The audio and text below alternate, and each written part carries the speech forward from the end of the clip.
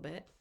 All right, here we go. Joe Duramo. Hello. Thanks for joining us on the ROINU Career Success Tips live show.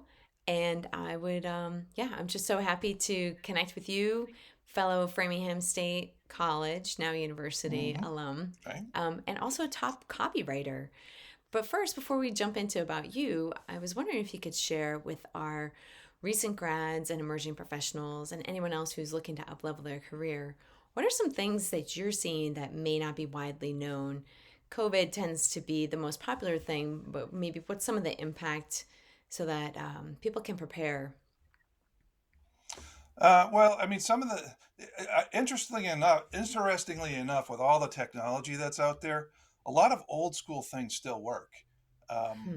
in terms of handwritten thank you notes to the person you interviewed with, you have to do a little work to get their address nowadays because most people don't want you to know that. But Yeah. that still works. Phone calls, follow up phone calls. One of the things it's interesting is I find this in my work. I do a lot of PR, and a lot of my time is spent following up press releases.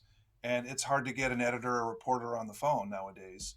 But what I do is I leave a message, I send them another email and say, just left you a voicemail, and it gives you an extra touch. And I think it's applicable to somebody looking for work is that you do have to be diligent.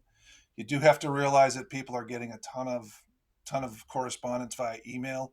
Hmm. And um, one of the tricks I do is when I say I do a all caps just left you a VM in the Yeah. subject line, Yeah. and you'd be surprised how that works. At least it stands out from everything else they're seeing. Probably more so than people who use that little trick of putting your name in the subject line, which Hmm. personally, when I see that, I go, delete. But those are some of the things. I mean, what I'm really trying to get at is you do have to be creative in how you. I think we kind of, as younger people, there's a lot of technologies. Things are easy to zip off a text, zip off this, and you Hmm. really do have to think outside the box in terms of um, what you're sending to folks, and also just remember the old school ways still work and resonate with people. I'm in my mid to late 50s here, and there are a lot of decision makers and hiring managers around my age and still appreciate some of the old school ways. I think that's a really great point because, yeah, you have to know who your audience is. And that may be one of the bigger challenges for someone who is a tech native or digital native. And you ultimately may be interfacing with someone who is not. Right. I think the other thing, and most people won't like this, I know I didn't like hearing it, but you do have to treat each opportunity you're going after, you do treat it like the one and only opportunity you're going after. Mhm. It's so easy to tell a templated cover letter, and it just it won't work for you Yeah. unless it's really exceptional. And I've written some good ones in my life, but I know you really do have to put something of you into it that will stand out. Yeah. It's interesting because our 2 episodes ago, we spoke with the recruiter who was saying that he doesn't believe in cover letters. Do you have an opinion on that? Um, yeah, I kind of disagree. Yeah. Um, in terms of, I mean, you could have anybody. Well, I suppose you could have anybody write a cover letter too, but Hmm. I look at it more. It's just an opportunity to showcase yourself a little bit. Hmm. Somebody's going to look at the cover letter, or whether it's in an email or a hard copy, whatever. They're going to look at it, and I don't think it's a wasted effort. I think, and they say it takes 7 touches to make a sale. Well, you're Hmm. selling yourself, and the cover letter is just another touch. I love it. I love it. And we were just chatting about, when you were first starting out, you didn't really know what you wanted to do. Can you tell us a little bit about your background and how you figured out copywriting was the right place for you?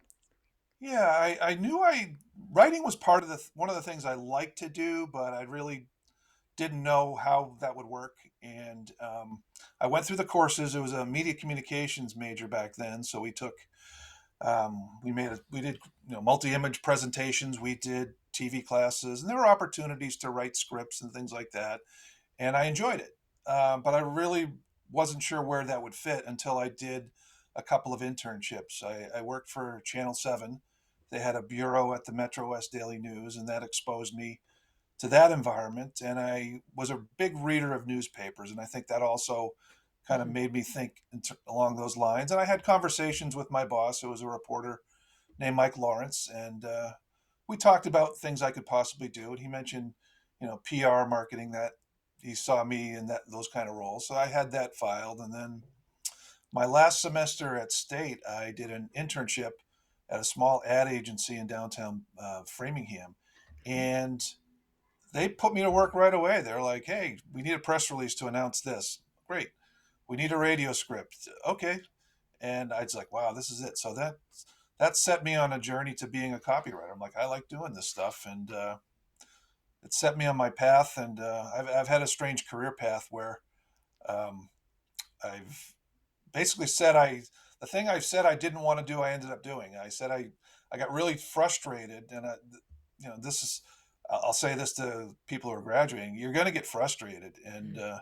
I actually said I don't want to do this. I don't want to try this anymore. And then I ended up getting a job as a copywriter very shortly after that. So you just never know. It was actually I was visiting my parents, and my sister's college roommate uh, called the house looking for her, but didn't have her current number. And I took the call, and she says, "Well," I'm like, "Well, what are you doing?" She goes, "Oh, I've just started this great job with Barnes and Noble in New York. They have a catalog." And I go, "Oh, that's kind of cool. Are they hiring copywriters?" She goes, "Yeah." I'm like, "Oh." She goes, "Can you get down here?" I'm like, "I think I can." And that's so. I mean, but that's just an incidental phone call I took, and so you just don't know. So, Yeah, that's fantastic. and you So network Barnes with and Noble. everybody. Yep. Yeah, and what are some of the other brands that you've worked with that you can talk about? That I can talk about. Well, I've done Sure. a lot of work with small businesses during Hmm. the last 15 years or so. Some have been franchises, which people might have heard of. Lapel's Dry Cleaning. Hmm. Uh, Direct Buy was one for a while. And now, I mean, I'm working on so many different clients, small business clients now. It ranges from a one person professional organizer, which, by the Wow. way, is my favorite client to work for because I learned so much So stuff. organized. Uh, I'm not minimalist, but I'm trying. I'm always trying. Um, what are some other ones? Just a lot of a variety of people's. The constant feeders for me have always been agencies. So I've done work for ad agencies and the PR agency. Mhm. I've been doing work for them for about 15 years, and they've been my main feeder. But I also do a lot of networking on my own, and I'm always looking for small businesses or franchisors that I can help out. Nice. That's nice. And one of the things, can you just talk a little bit about what copywriting is in case someone maybe is not that familiar? Okay, what it is not. It is not protecting the printed word that's already been written. Okay, Yes. that if you want to be a copywriter, you're going to have to explain that a million times. It's you know, copy and then writer, WRITER, as opposed to RIGHT. Hmm. Um, so basically, when there's an ad, when there's a press release, when there's a newsletter, there's copy that's put into those things. That is done by a copywriter or somebody who's going by a similar title, say, content writer, marketing communication specialist. The act itself is writing copy. And that's what I've done. I do a lot of what would fall under the marketing communications category. Hmm. So press releases, articles, blog posts, social media content, direct mail. So, but there's all sorts of categories where copywriters fill in. There's a lot of specialties. I'm more of a generalist, but like I said, marketing communications is where I would call myself mostly. Fantastic. And I thought it was really interesting. And if anybody's interested, we have some show notes that I think are pretty enlightening in terms of your background. But one of the things I wanted to ask you about is substance, voice, brevity, and wit. And I think Okay, that was your answer to what's essential. right. And you real the substance I put at the front because there has to be some meat to it. And with all the press releases I write, ironically, you know you have a limited amount of time to get their attention and to bring them into the Mhm. release. So you do have to put substance up right up front. If you're writing a headline, even though everybody wants to write clever, funny headlines, but there has to be something about the product, service, whatever it is, that makes them want to read more. So it has to say something about what it is, or what it solves, or what it does. And that's why substance is number one. Voice, your was that the other one? Was voice the next one? Uh, substance. Oh, let me get my note. Voice, yes, Brevity and voice. voices, and voice is basically a lot of. I mean, they call it branding for the most part. Is Hmm. how what a company looks like, but they also have a certain tone of how their commercials go, or their copy goes. It's kind of tongue in cheek, or it's What are your dry, or some of your favorite brands who you think do a good job with voice? hmm, we didn't rehearse this one, I but know, I know. Well, and this is a challenge question, right? And this, I think, point makes a good point, right? That voice is really yeah. important because it is a differentiator. But I'm actually trying to think of some myself, and um, yeah, I don't know, like Netflix versus like Liberty Mutual, let's say, like with their ad campaigns, which Yeah, drive me those are good. crazy. That's like a whole technique in terms of just getting under people's skin, in my opinion. Um, but there's other ones, that's one that comes Well, to mind. So it's effective, right? Even though I don't like it, but there are yeah, no, some and I and really I good, funny ones. and that's a great point. It's like flow. I mean, most people flow annoys people, but you know who she is, and she gets the Oh message across, yes. and it's very simple. Um, in terms of, I think where I come from, I stumble on the voices. My favorite author is Pat Conroy, who Oh wrote The yeah. Prince of Tides, Yep. and Larry McMurtry's another one. And their voices are so strong. They're so funny. They're clever, Mm-hmm. and you don't feel like they're wasting your time by doing those things. It adds, and I think that's kind of where I think of voice the most, is our authors. Like, some authors you just love because they write a certain way, Yeah. and the really good ads, and the good commercials, and the good press releases. Uh, for me, a lot of columnists, we're Mm-hmm. stumbling onto a lot of columnists will write a certain way that the voice grabs me in. Sure. I love uh, I love Dan Shaughnessy, Oh, even I though a was lot gonna of say people Dan don't. Shaughnessy from the Globe. Yeah. But tremendous voice, but he also has the substance. He does his homework, Mm-hmm. and he gets to his point.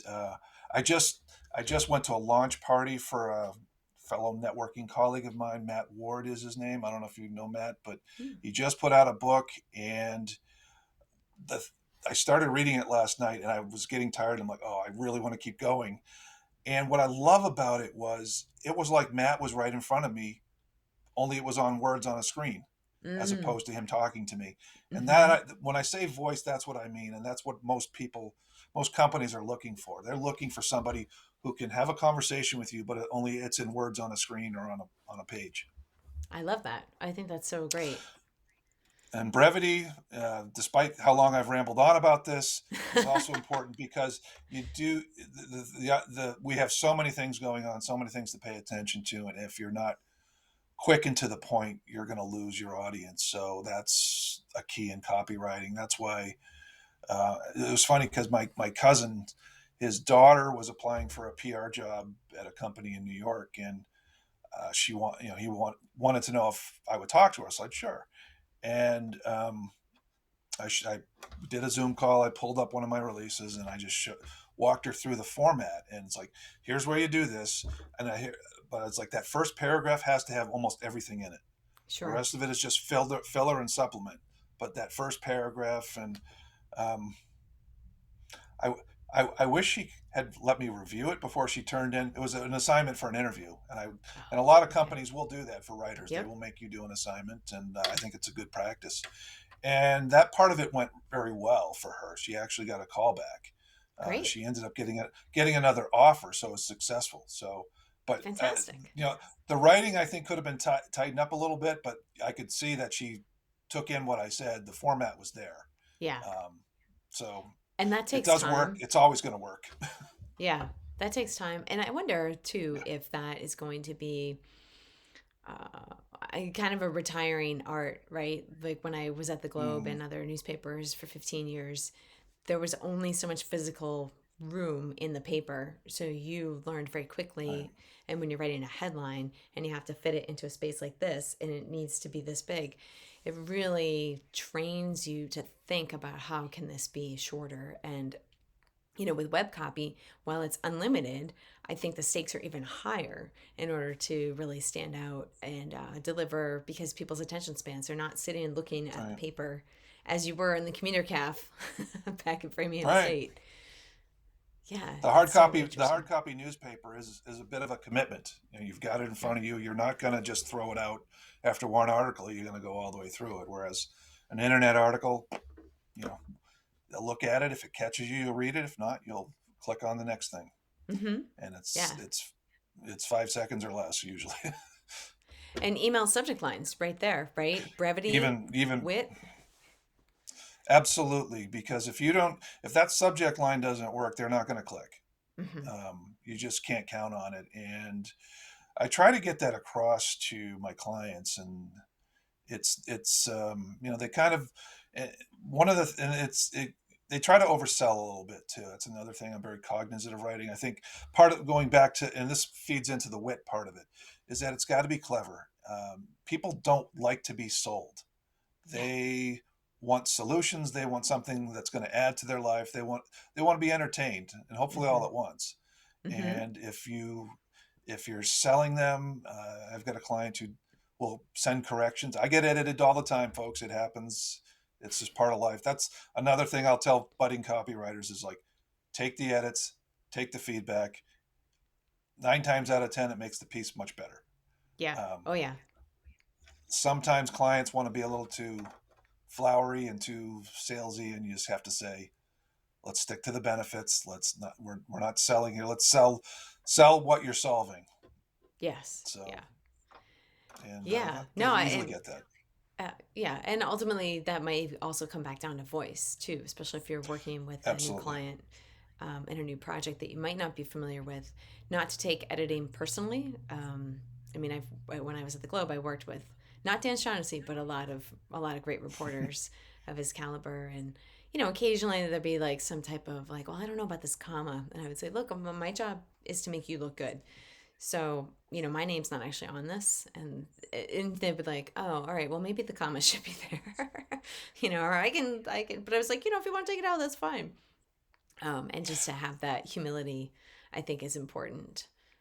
Oh, absolutely. And most of us know it. I mean, after a while, you just kind of you realize it's going to make the piece better. So you let the second set of eyes is key for writers or non-writers. I know Mm-hmm.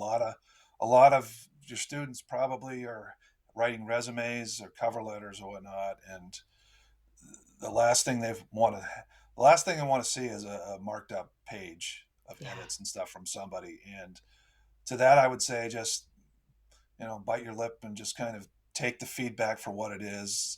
You can Mm-hmm. agree with some and disagree with some. You can have multiple resumes. You don't have to have just the same resume. But Mm, um, the way people people with fresh set of eyes can really give you some insights that you might not have considered. And it sure. happens to me on a daily basis, and it's invaluable. And everybody's got an opinion. Everybody reads. That's the thing about writing is we all learn to write. We write for school. We write for college, and everybody has a certain, while some people may be writers for a living, we've all written at some point in time, and we're all readers.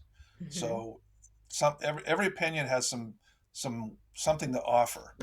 Now you Sure. can accept or reject, but it's worth looking at if nothing else. Yeah, I love that. And I'd love to talk a little bit more about where else you find to help refine your writing or inspiration that might be helpful to recent grads. Especially, I would say that the writing that you do is vastly different from the writing that most are doing in college, unless Oh it's yeah. like a journalism course or PR writing course or very specifically dedicated to that deliverable. But what are some ways that you think students could bridge that gap? Well, it really, I would say if there's an area that you're interested in, just look up firms. Most firms will have, um, everybody's got a website nowadays. Hmm. So if there's a company that interests you, look at their website.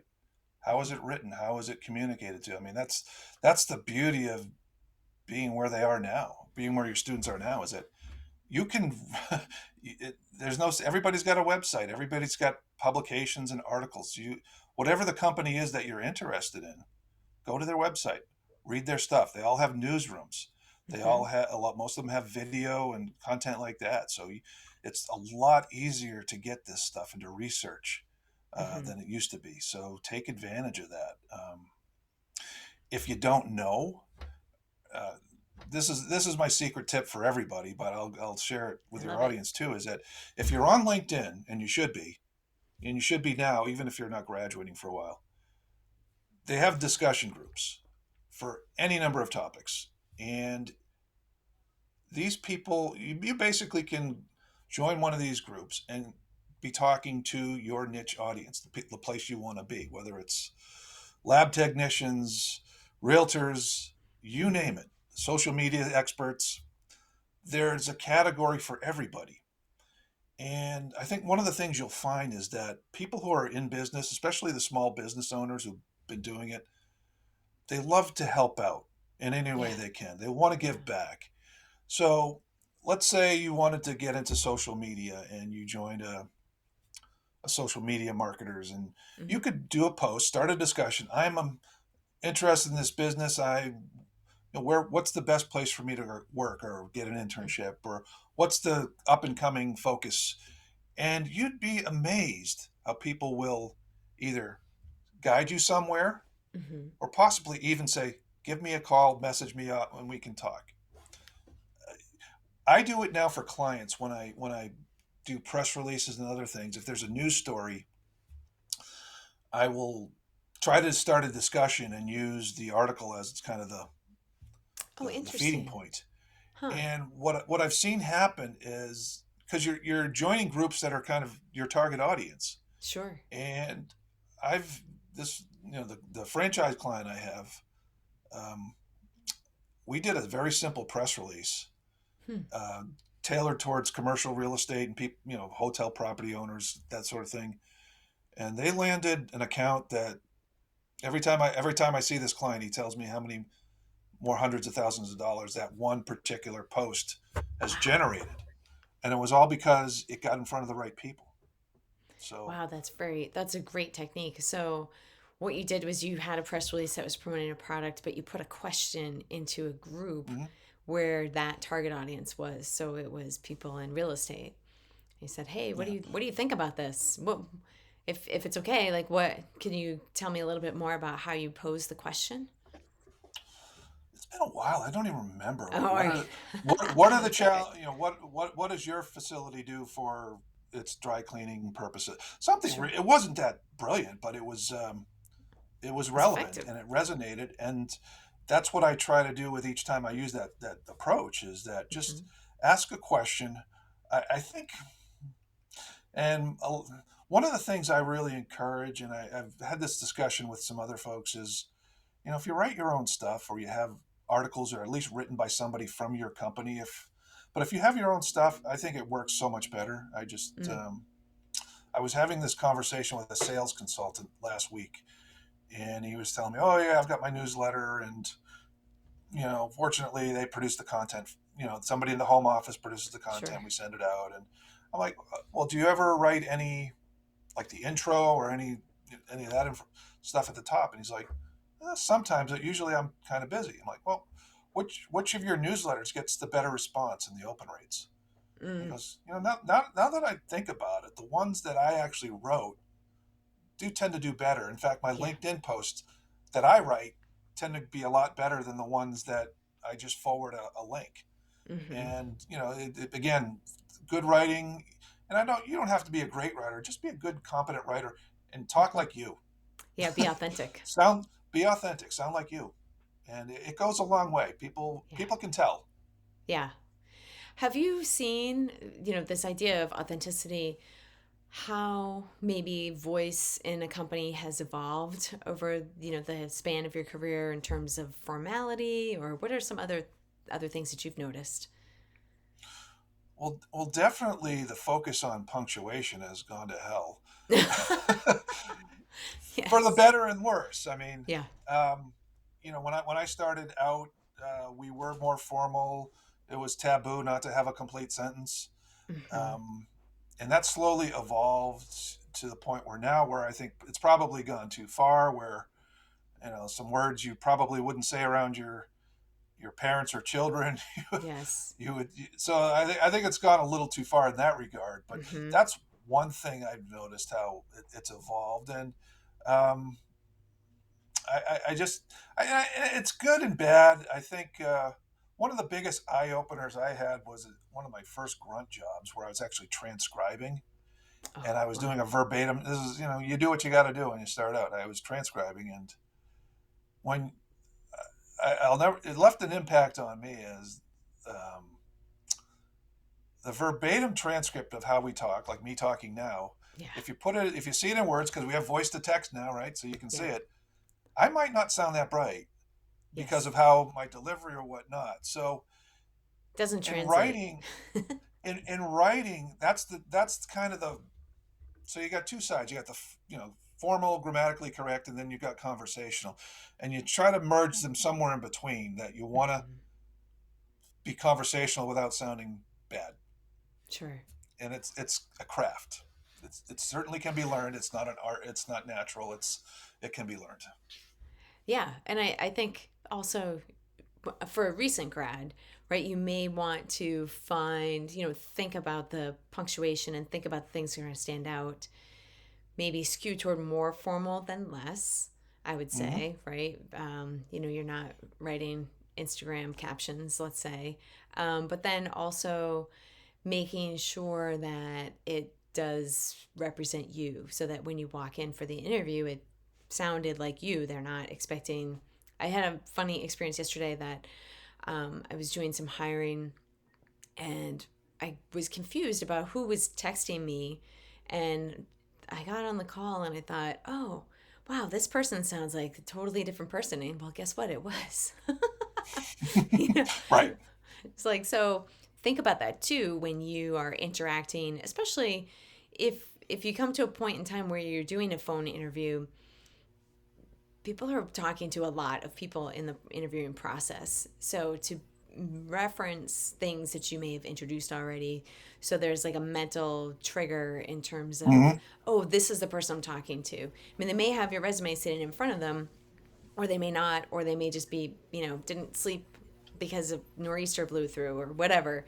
You just don't know. So there's different ways that I think are important, but really to have that authenticity and be able to stand out a little bit in terms of your personality. And Oh, absolutely. I think you might say something about like, hiring people you like to work with. It's about everything. I mean, the guy I was talking about the other day, earlier, Matt Ward. His whole thing is working with not only people you like, but just people you love, people you love to work with. You're excited about. He won't take on a client he's not excited about. He's a Mm-hmm. referral consultant. He was a very successful web designer, had sold his agency, and then got into this.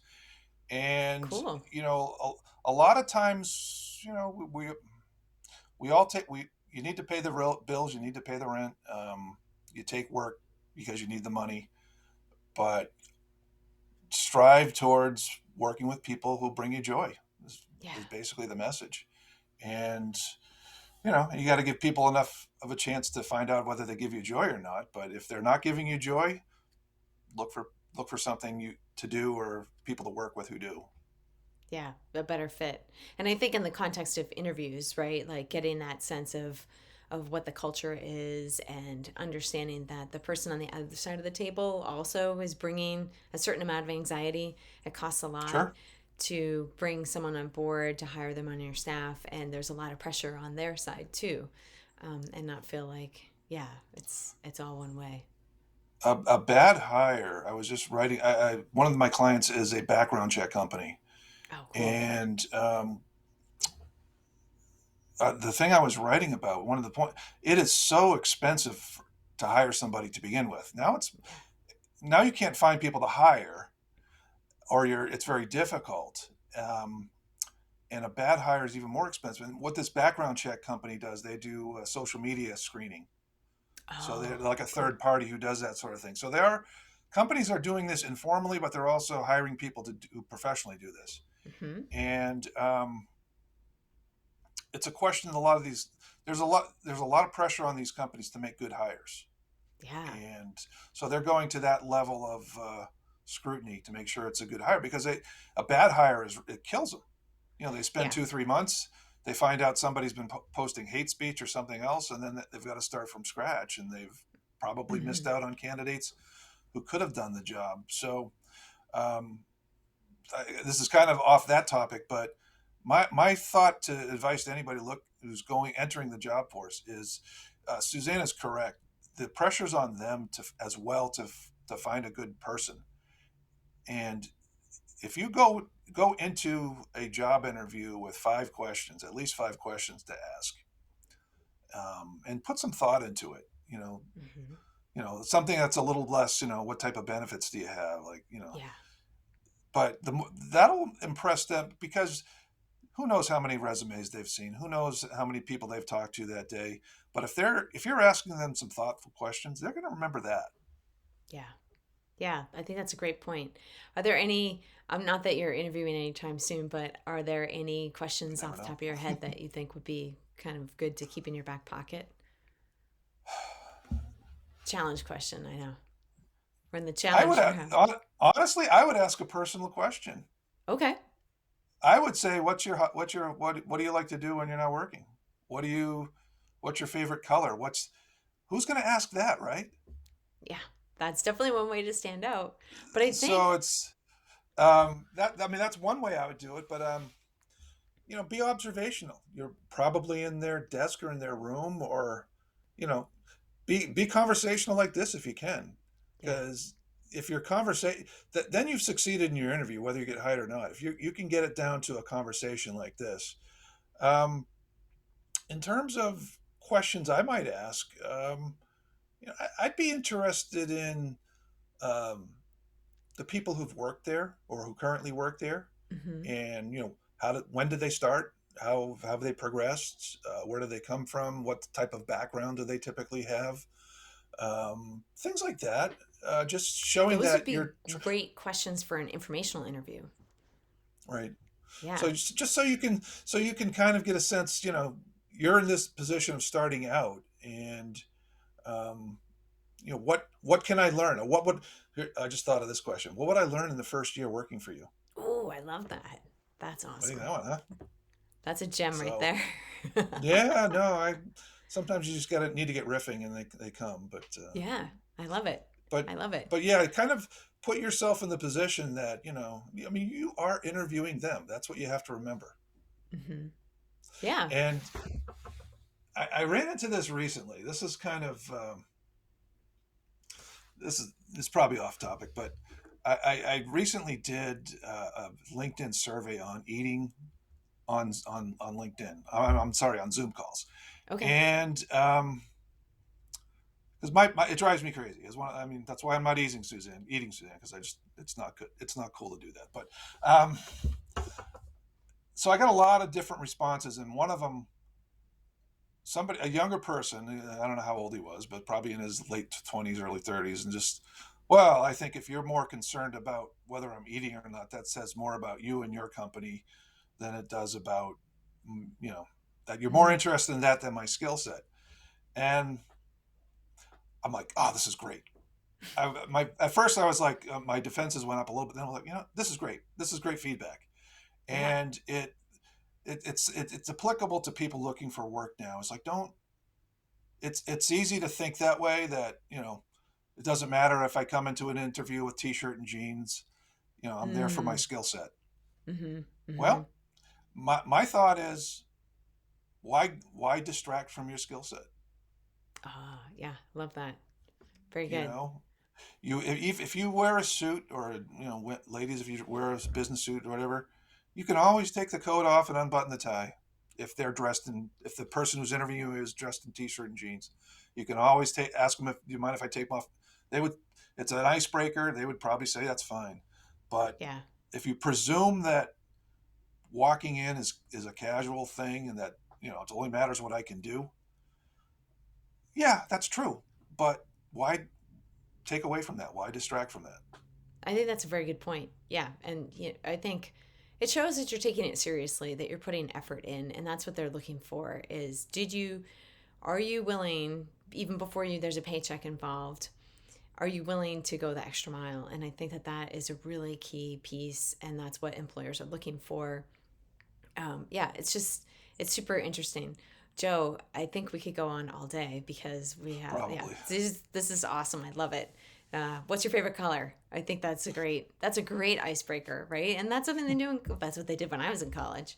But we are starting a ROIinU cohort very soon. So if anyone's interested, definitely check out the website ROIinU.com, and we look forward to seeing you there. All right, thank you, Joe. Thank you. This was great. Fantastic. All right, sorry, It they says keep we're still hiding on the the buttons. broadcast. Here we go. We're still on the broadcast. Yep, we are. Let me just. They did an upgrade to this, and now I can't figure out how to do this. So I know years ago I was like hunting you down for My Pinnacle Network. I don't know Oh, if you really? remember getting those emails. That's my the B2B business. That's one of my networking group, and we have a group in Westboro. And I Oh, think for a while I was, yeah, that's how we were yeah, so connected. All that was the right. connection. Oh, interesting. Oh, huh. Awesome. And that's a Yeah. B2B networking group, and that's I was going to say, if you'd be interested in speaking at some point for like I 10,